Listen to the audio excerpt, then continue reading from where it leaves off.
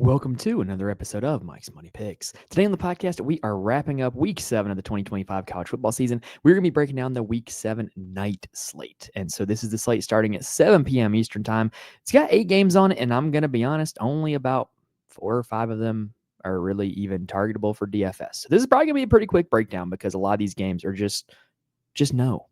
Anyway, what you're going to want to do is you're going to want to make sure you're subscribed to the channel. That we can be with us for the rest of our college football content all the way through the rest of the season, as well as you'll be notified when we go live because we are doing a live show on a weekly basis where we answer all questions and talk about every game or every position, I should say, on the DraftKings main slate. And we do a full breakdown and strategy talk on that, as well as all of our main slate, weekday slate, all that other content as well. If you're subscribed, you will know when all that drops. Anyway, we've got 8 games breakdown here on this episode, so let's go ahead and dive right in. All right, so game number 1 is a really good real-life football game. I don't know how good of a DFS game it is, though. We've got Florida heading to College Station to take on Texas A&M. Not a fan of A&M. Texas A&M 7.5-point favorites with a game total of 47.5 points, meaning the implied total is about 27-20 in favor of the Aggies. Now, Florida, they had a little bit of an offensive explosion last week, right? And I've been critical of DJ Lagway in the past. I have been, kind of saying, hey, like this guy actually doesn't score a whole lot of fantasy points. Why is he hyped up? Why are we drafting him in best ball? Why is he so expensive on DraftKings? And against Texas, one of the best defenses in the country, he almost threw for 300 yards, put up 18.9 DraftKings points. If he gets the 300-yard bonus and all of a sudden that's 22 DraftKings points, you'd be feeling pretty good about DJ Lagway from that game, right? But the problem is like I think that was kind of like a ceiling outcome for him. He had multiple deep passes. He's provided nothing on the ground this year from rushing upside. So I really think Lagway, he's improved. The game against Texas was a very bright spot for him, but 7,600 is still too expensive on DraftKings for me to want to target him against this Texas A&M defense. Now, at the running back position, Texas A&M's got a pretty stout run defense as well, but the good news is that Florida's really only running one guy. It's Jaden Ball. He had 27 carries against Texas. Anytime you can get that amount of carries at a price tag under $6,000, you got to be interested. Jaden Ball is going to be my primary interest on this Gators side. And then the wide receiver position, I am going to be straight up. I'm super interested in Dallas Wilson. This is a true freshman who came into the Texas game and was absolutely electric, just totally dominated the Texas secondary, looked like an NFL player going against college guys, and he's like 17 years old. It's crazy. I'm willing to throw some darts at him at 4,700. Obviously, can we expect 32 DraftKings points from him again? Probably not, but we don't need that to feel good about playing him at $4,700. And then Eugene Wilson's kind of the forgotten man. He's down here at 4,100. He has been the number 1 receiver for the Gators over the last few seasons. I wouldn't put it past Eugene Wilson to have a big game here in this one. I do expect Florida to have to throw a little bit. So with the Gators, I'm going to be in on Ball. I'm going to be in on Wilson, Dallas Wilson, that is. And I'm probably going to sprinkle in Eugene Wilson. I think he's going to end up making my player pool. Sorry for that slight hiccup, y'all. I really had to sneeze there at the end of that, and I was able to pause it just in time to get it off. Anyway, heading to Texas A&M side now. Marcel Reed is an interesting case study because there's just a wide range of outcomes and is rooted in one simple problem, okay? Marcel Reed at his peak is throwing for 300 yards against Notre Dame, almost 300 against UTSA, and he's putting up 30 DraftKings points, right? At his floor, he's putting up 5 DraftKings points against Auburn with negative rushing yards and only 200 passing yards. The problem with Marcel Reed this year is Marcel Reed has not had a big rushing upside game. Last year, all of his fantasy points were pretty much coming from the ground, and it really made things easy with playing him because we didn't have to stack him. We could just play Marcel Reed. You'd feel comfortable out the floor because of what he was going to do rushing. He hasn't had a big rushing upside game so far this year. The UTSA game's the best rushing game he had, and he had 10 carries, 66 yards, and a touchdown, which is pretty good, but it's not necessarily what we're expecting from him on a week in, week out basis. $8,200 for Reed.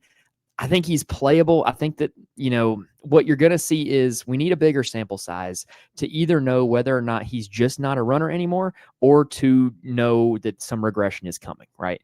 And so I'm willing to keep playing him until we have a further diagnosis, as long as his price tag stays reasonable, which it is. Le'Veon Moss is up here at 7,800 at the running back position. I'm not interested. I'm just going to be honest. I think it's way too expensive for a guy who is going to be splitting carries with the likes of Reuben Owens and Amari Daniels. It was Reuben Owens who had the big game against Mississippi State last week. I don't necessarily think that's going to be the case every week. I think this is going to be a week-to-week basis, tough situation to predict. And if Marcel Reed ends up running, you're going to see less production out of both these guys. So I'm out on the A&M running backs. Now, wide receiver, you can't be out on the A&M receivers because this is like a dream scenario. They throw to two guys. Like literally, they throw to two guys. Both Mario Craver and Casey Concepcion are averaging well over 7 targets a game. They're the only guys that Marcel Reed is looking to. They are getting enough volume for this reason that you can see them hit their target fantasy point totals pretty much week in, week out because of how consistently they're getting volume.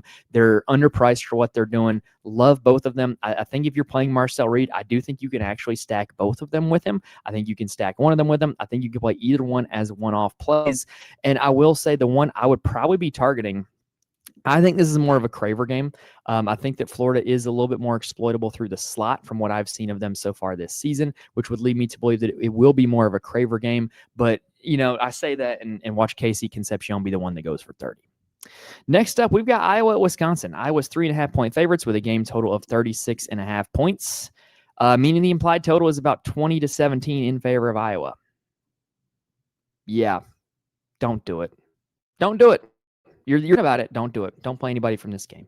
Mark Gronowski, Iowa's quarterback, the entire engine for their offense is questionable. Billy Edwards Jr. for Wisconsin, the entire engine for their offense is questionable. None of the running backs and wide receivers in this game are remotely playable. Next. All right, we got Georgia heading to Jordan-Hare Stadium to take on Auburn. Georgia's 3.5-point favorites with a game total 46.5 points, meaning the implied total is about 25-22 in favor of the Dogs. Now, on the Georgia side, I like Gunnar Stockton at this price tag. He's $6,400. We've seen 3 games this season where he has hit 27 DraftKings points. Now, granted, the other 2 he's hit 10 and 11, but I think that you're more likely to see a game where he hits value, where he gets 20 plus DraftKings points than one where he doesn't, given that he is a good runner of the football, has a lot of rushing upside, especially in the red zone. And you're starting to see this Georgia offense kind of find a rhythm. He's been an efficient passer, but he hasn't really had a whole lot of downfield passing, or he hasn't really had a big passing game since the Tennessee game. So I do think that this is a good spot for Stockton. I do think the Auburn defense is good, but I think that Stockton's dual threat abilities at that price tag is something that I'm not going to pass up. At the running back position, Chauncey Bowens is becoming the workhorse, which is what we like to see. Georgia historically just plays 2 backs the entire game, and it's really frustrating, really annoying for DFS. Now it's looking like Bowens is going to be the guy. 6,500 is a little much to pay going up against this Auburn defense, in my opinion, but I get it if you want to play him. And then at the wide receiver position for Georgia, I struggle to predict this position so much. Colby Young has been one of their better guys over the course of the season, but it's peaks and valleys. Zachariah Branch is the big play threat, and if he rips off a big play, he's going to hit value. If he doesn't, he's not. To me, if you're playing GPPs and you're playing Gunnar Stockton, Zachariah Branch is a very reasonable stacking partner. Dylan Bell is turned into the gadget player where they'll get him the ball on screens and jet sweeps and these easy design touches. Against Kentucky, they did it a few times in the red zone, and he scored 2 touchdowns rushing. Will that happen again? I don't know, but I'm probably not going to chase it. And then I do want to shout out the tight end Oscar Delp. I think Oscar Delp is really good at football. I just don't think they throw to him enough. He's $3,000. I think that at some point there's going to be a big Oscar Delp game. I don't know when it's going to be, but I just wanted to shout him out. That's a name to monitor as we go forward for the rest of the season. Now, let's talk about the Auburn side.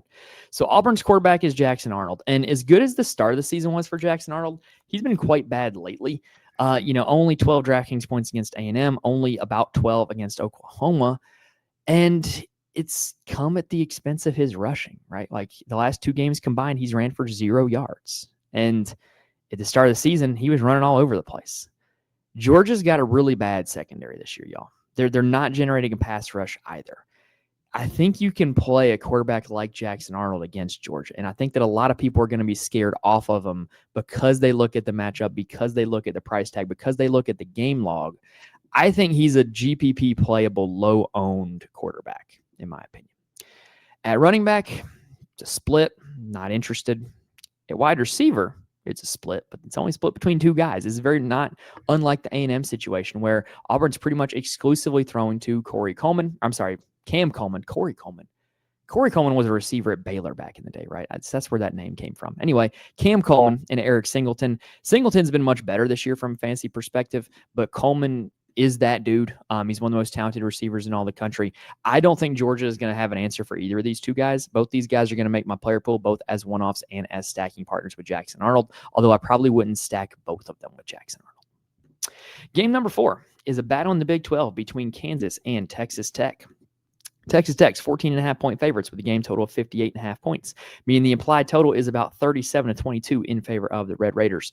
So y'all, with Jalen Daniels, I love me some Jalen Daniels. We have seen 2 games with Daniels where starting running back Daniel Highshaw was out. In those 2 games, 41 DraftKings points against Cincinnati, and then 11 against UCF. And I think in the UCF game, he got quite unlucky because he didn't account for a single touchdown in that game. But what you're seeing is between those 2 games, you average them together, that's about 26 DraftKings points a game in the 2 games without LaShawn Williams. Or I'm sorry, in the 2 games without Daniel Highshaw. More on LaShawn Williams later. So without Highshaw, more of the offense is being put on the shoulders of Jalen Daniels. I think that's good news for him. I think with Texas Tech, I don't think Kansas is just going to be able to just run straight ahead against this Texas Tech defense. The front 7 is really good. And so I think that you're going to see Daniels have to use his legs. You're going to see Daniels used in zone read, RPO type stuff. And you're going to have to see them throw because I expect for them to be trailing in this game also. I think this shapes up for Jalen Daniels to be a pretty solid play. At the running back position, Daniel Highshaw Jr., we are expecting to miss this game yet again. He's officially listed as questionable, but the Big 12 injury reports mean absolutely nothing. LaShawn Williams is starting in his place.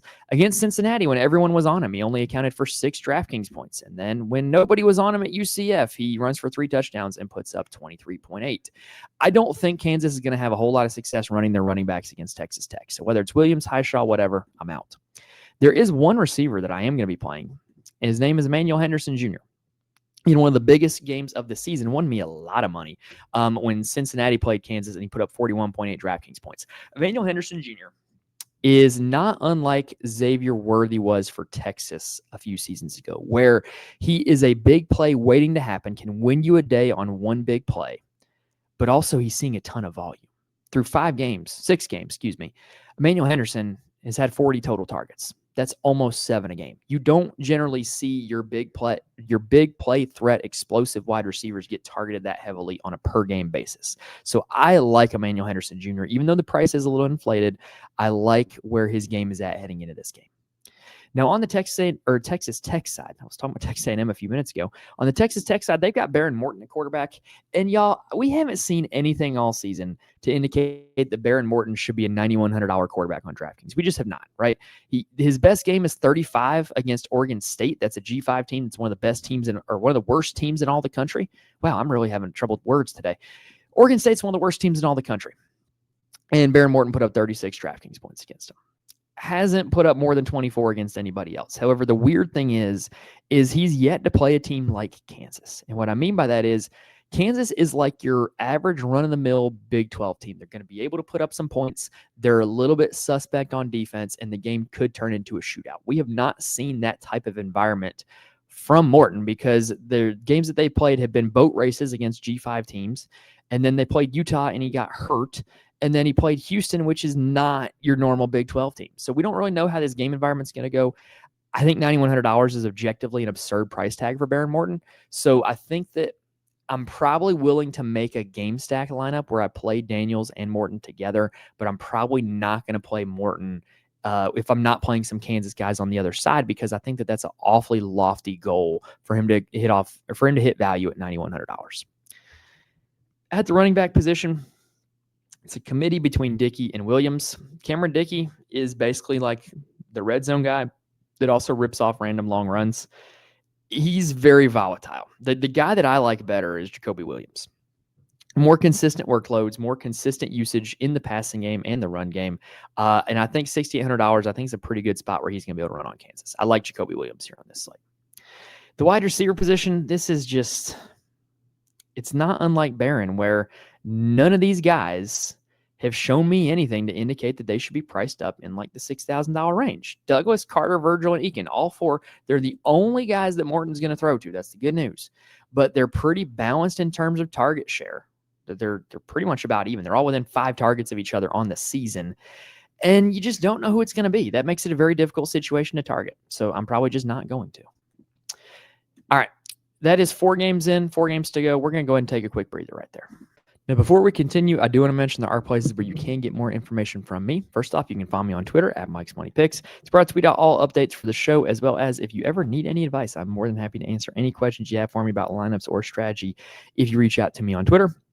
I'm also in the Fantasy Corner Discord. The link is in the description on YouTube as well as on the audio feed. It's a 100% free to join community of a bunch of really good, really smart people who play DFS for a lot of different sports. And we're just in there constantly bouncing ideas off each other, talking strategy, talking plays. And then once the game starts, sweating it out and having fun together. It's just a blast. If you're looking for a community to be a part of, I cannot recommend it enough. And then if you are actually wanting to know who makes my lineups, head on over to the Patreon, patreon.com/Mike's Money Picks. I post an article for my core plays every single college football DFS slate, as well as a write-up on why they're my core plays. I am not going to be reckless and just guarantee that you can just print off money by playing those plays. It's not that easy. But what I can guarantee is that you're going to get well-researched, well-thought-out takes from somebody who knows what they're talking about. All right, next up, we've got Clemson taking on Boston College. And Clemson coming off their best game of the season against North Carolina. Let's see if they can keep this momentum going. They're 14.5-point favorites with a game total of 54.5 points, meaning the implied total is about 34-20 in favor of the Tigers. For Kay Klubnik, I don't know, man. I don't know. I think he's priced expensive at $9,000, but this is a good matchup. Boston College just got shredded through the air by Heinschel of Pitt, who was in his first career start. And Klubnik, now he's starting to find a little bit of a rhythm. Threw for 4 touchdowns last week, and a receiver threw for 1, so you could argue that it probably could have been 5. If Boston College is able to keep this game somewhat close, I could see Klubnik being like having a ceiling game. So, I'm primarily a GPP player. He's going to make my GPP player pool, but I don't feel great about it. At the running back position, there is a guy I can feel great about. It is Adam Randall.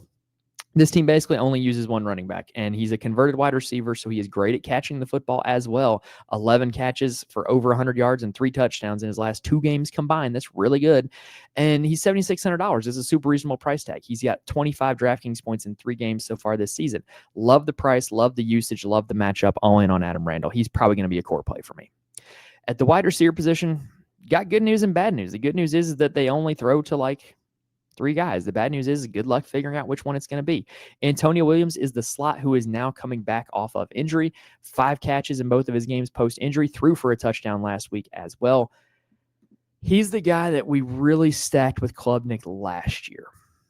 And so, I don't know. I'm tempted. But Wesco has been the best guy all year. But Wesco also had the worst game against Carolina when all the receivers were healthy. So I don't know. There's definitely some upside with Wesco. TJ Moore had a huge game against Carolina. He was the recipient of the 75-yard receiver pass from Antonio Williams, 24.8 in that game, which was his high on the season. He's seeing an incredible amount of targets lately. He's probably the guy who's trending in the right direction if you're one to follow trends, but I totally understand the argument for playing Williams or Wesco. On the Boston College side, I only have interest in one guy only. It's not Dylan Lonergan, the quarterback. I think he's too expensive. He had a great game against Michigan State, made us all believe, but he hasn't been great since then. It's not Turbo Richard, the running back, who has been really good, but hasn't really played a defense like Clemson. I mean, I don't know. Maybe could I talk myself into Turbo Richard? I don't know. We'll see. I really do want to play Lewis Bond, though. I like Lewis Bond a lot. This guy is seeing just a steady stream of targets. He's been great with Dylan Lonergan. He has over 7 catches in 4 out of 5 games so far this year. And when you look at targets, he actually has more targets than any receiver on the slate, average almost 9 a game. This is the guy I want to play. I think that if Boston College ends up trailing in this game, they end up having to throw. Bond is going to be the recipient. He's really the only one I'm interested in. All right, next up, we've got one of the most compelling games of the day. Michigan traveling to Los Angeles to take on USC. So this is an interesting game. USC's 2.5-point favorites. I honestly could see that spread going either way. I don't know how Vegas made this line. I probably would have had Michigan favored, but also when you factor in home field and travel, I get why USC is favored. The game total is 56.5 points, which means that the implied score is about 29-27 in favor of USC. On the Michigan side, Targeting against USC's pass defense has been a pretty solid proposition lately. And Bryce Underwood now gets his opportunity to do so. He's only $6,200. He's only really had one good game so far this year, and it was against Central Michigan. But he has not really played in this type of game environment where it's going to be a back and forth affair. You're going to have to score points to win. And my big complaint about Bryce Underwood in terms of DFS this season has been that they just don't ask him to do a whole lot. And against USC, he might be asked to do a lot more because he's going to have to put up some points. I think this is a really good spot to play in undervalued Bryce Underwood at $6,200. At the running back position, also a guy that's a really easy click. It's Justice Haynes. He's the best back on the slate, in my opinion. I think he's the top running back play on the entire slate. $7,500. He's been over 22 DraftKings points in every single game, so he gives you that security. And look, we know Michigan under Sherrone Moore. They're not just going to show up and be an air raid team all of a sudden. They're going to run the ball. They're going to establish the run. And in every single game, Justice Haynes is scoring a touchdown. He's breaking off an explosive run. There's no reason he's not going to do it here against this USC front. Love Justice Haynes this week. At the wide receiver position, this is where Michigan gets a little tricky. Donovan McCulley is the best one, and he had a great game against Wisconsin. I think that he's like the guy in this receiving core that's actually the guy, and he's $4,900. I think he's a great stacking partner with Bryce Underwood. I have no interest in anyone else on the Michigan receiving core. Now, on the USC side, targeting against Michigan is generally not a great proposition, but Jade Mayava is at a very reasonable price tag for what he's done so far this season. They are already kind of factoring the matchup into cost, it seems, by putting him at $8,400. So what to make of that? I don't exactly know. I do know that USC is going to have to win this game by throwing the football. So I think that game stacks are in play. I think that stacking him with his wide receiver one, who we're going to talk about in a second, is in play. It's just there's a wide range of outcomes here, y'all. If you're playing cash, you can't feel too good about it. If you're playing GVPs, I love the upside. I will not be playing Wayman Jordan. I love the guy. I think he's a great play. I'm glad I drafted him on a lot of best ball teams, but not against Michigan. I have no desire to do that, so I'm just not. At the wide receiver position, I do want to shout out two guys. First off, Jacoby Lane is back from injury. He is this team's primary red zone threat. He missed a few weeks. He played against Illinois, caught 4 for 39. He's only $3,700. You're getting a discount because he was hurt. He should not be $3,700. He's a very solid value play. And then Mekhi Lemon is the wide receiver one for this USC team, coming off of back-to-back games over 36 DraftKings points. He is second on the slate in total targets, averaging a little over 9 a game. He's really good. He's a volume machine. USC is going to have to throw to win this game. I think that Lemon's a very easy click at $6,900. Next up, we've got South Carolina taking on LSU in a little revenge spot from what happened in the game last year with the whole unnecessary roughness. Was that what they called it when it was the South Carolina guy laying out Nussmeier on a pick six? So LSU's 9.5-point favorites. Game total is 44.5 points, meaning the implied total is about 27-17 in favor of the Tigers. On the South Carolina side, Lenora Sellers has been one of the biggest disappointments in the season so far. But he's only $6,800. This is a guy that we were projecting like as a Heisman candidate in the preseason. This is a guy that we were drafting in the first round of best ball drafts. This is a guy that ended last season where pretty much every single game was over 30 DraftKings points. And now he gets LSU, a defense that is improved, but has not seen a quarterback the likes of Lenora Sellers. I think this is a good buy low spot for Sellers. Sellers is going to make my GPP player pool. At the running back position, South Carolina can't run the ball, y'all. They're not good at it. Don't play them. At the wide receiver position, they do have a new wide receiver one. It is Vendrevius Jacobs. He is now over 18 DraftKings points in back-to-back games. Caught 5 and 7 passes in those 2 games. He's very clearly the number one target of Lenora Sellers. He's only $3,600. I'm going to be playing him. Nick Harbor is a big play threat, is a big play waiting to happen. Not a whole lot of them happened yet so far this season. Really just one against South Carolina. He's $3,500. If you're playing GPPs, there is some upside there. I'm not really interested in anybody else. They're playing some of these young guys at wide receiver, and I really want to see some more reps, some more like solid bankable stats and trends before I play anybody else. Because Jacobs is $3,600. Like, you don't need to get cute here. Like, just play Jacobs at that cheap price tag if you're playing a South Carolina receiver. Garrett Nussmeier, is LSU's quarterback, and he hasn't been good this year against FBS opponents. He doesn't have a single game over 4 DraftKings points. For that reason, I'm out. At running back, this team cannot run the ball. Caden Durham is expected to play in this game, but he hasn't been good so far this season. I'm out. At wide receiver, this is where I do think you can play a few guys, especially considering Aaron Anderson is coming into this game questionable. If Anderson does not play, then that really should funnel a team to Barryon Brown and Xavion Thomas, and it makes both of them absolutely in play for me. But that is one you're going to have to check the status of before the game starts. Last game of the night is BYU taking on Arizona. I don't know why this game's on the slate. This game does not intrigue me. It just doesn't. BYU's 1.5 point favorites, game total 47.5, meaning the implied score is about 24-23 in favor of BYU. For Bear Bachmeier, the stats look great, y'all, but dude hadn't played anybody, hasn't beaten anybody, and Arizona's going to be the best defense that he's played, and that's not saying a whole lot. Arizona's defense is not very good. So I don't know. He's $6,600. I would rather play Underwood in the 6K range. I would rather play Sellers in the 6K range. I'm just not here for Bachmeier on this slate. At the running back position, I do like LJ Martin. He is a certified workhorse. 21 carries in the last game. Virginia, 25 DraftKings points in that game.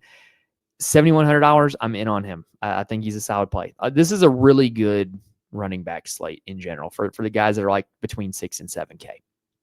The wide receiver position for BYU, I'm kind of out on, but Chase Roberts is tempting me down here at $5,300. That's a very reasonable price tag for a guy who is his team's wide receiver one by a pretty wide margin, averaging 6 targets a game. I think that Chase Roberts is worth a look. Parker Kingston is kind of like this gadget guy that caught a few deep passes against West Virginia. Now his price tag is $5,100. He's the second most targeted receiver on the season, but I'm not really interested. For Arizona, they got Noah Fafita at quarterback. Not today. Just not interested. This BYU defense is probably going to be the best one that he's played, and he's a pocket passer. Not doing it. $7,800, way too expensive. At the running back position, this is really interesting because Ismail Mahdi was chalk last week against Oklahoma State, put up 14 carries for 34 yards, a little bit of a disappointment. But Kedrick Riscano was back from injury, as I clicked on the wrong button. Kedrick Riscano was back from injury. And if you remember, at the start of the season, Riscano was the guy that everybody was projecting to be the starting running back. And so it really does feel like you're getting a huge discount on Riscano at $3,100. And it's because he wasn't really used last week. He only had 2 carries in that game. If this is back to being like a 50-50 committee, Riscano is way too cheap at $3,100. It's a really tough situation to project now that Riscano is back, and we don't have a big sample size of what the backfield looks like when he's in. At the wide receiver position, another one I'm not really interested in. They're throwing to multiple guys quite a bit. Chris Hunter was the one that had a big week last week against Oklahoma State. Watley had a decent week as well. He's the one that had the huge game against Weber State. And then Chris Hudson's the guy that was supposed to be the wide receiver one coming into the season, and he's been okay. He really only played 3 games so far, $4,100. I don't know. It's just really tough to pin down this situation. There's enough other good receivers on this slate that you don't have to go out of your way to target an Arizona guy. All right, but that's going to do it here for this episode, y'all. Hopefully we gave you guys all the information you need in order to build some winning lineups here on this Saturday night slate. If this video helps you out, please hit the like button on YouTube. It helps me a ton when you guys do that. If you're listening on audio, you can rate and review. Again, cannot stress enough how much it helps me and how much I appreciate it when you guys do that. Make sure you're subscribed to the channel. That way you can be with us for all of the rest of our college football content all season long. And remember, if you want more from me, follow me on Twitter, join the Discord, or check out the core plays on the Patreon. But that is going to do it here for us here tonight. That's going to put a wrap on week 7 of the 2025 college football season. We covered literally every single day's worth of games: Wednesday, Thursday, Friday, Saturday main, and Saturday night now. So we've got it all covered for you. And so if you're watching this before Saturday, go check out those other videos as well. But that's going to do it here for us today. Best of luck to you guys on the Saturday night slate. Thank you guys for watching and listening to this point, and I will see you guys next time.